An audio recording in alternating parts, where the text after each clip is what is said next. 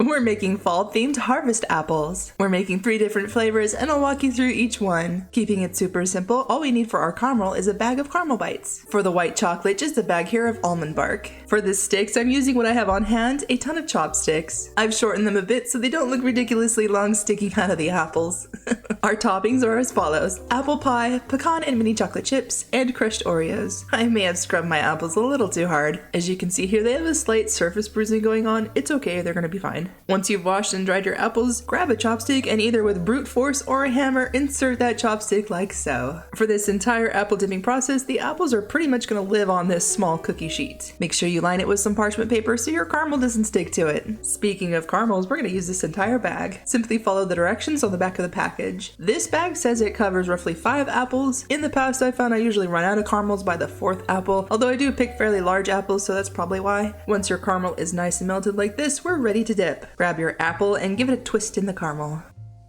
That's so satisfying to watch. I like to let the caramel drip for a minute before taking the butter knife and scraping off the bottom. Once I've scraped the bottom, I set the apple back onto the parchment lined baking sheet and place the whole thing, baking sheet and all, in the fridge. I want that caramel to firm up quickly so it stops running off the apple. Once the next apple is done, it joins its buddy in the fridge. Just make sure to leave enough room between each dipped apple. If they accidentally touched, you're in for a sticky mess. Once you've dipped all of your apples and they're in the fridge, it's time for the next step, the chocolate. I'm going with this almond bark chocolate, but you can use any kind of melting candy you want. It doesn't have to be this particular kind. This is just what I'm using today. Just like with the caramels, there are melting directions on the back of the package.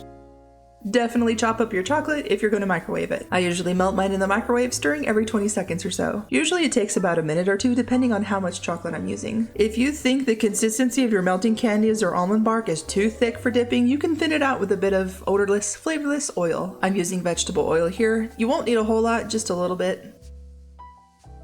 Here are the apples, looking lovely. Take one and dip it into your melted chocolate. Let the excess fall off and then roll it into whatever topping you've chosen. I'm going with a kid favorite here, crushed Oreos.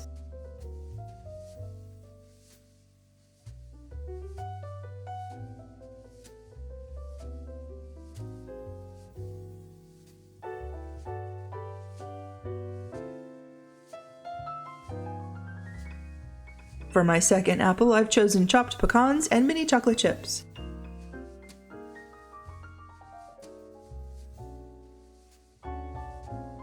To fancy it up, I added gold sanding sugar on top and on the sides to add just a bit of sparkle.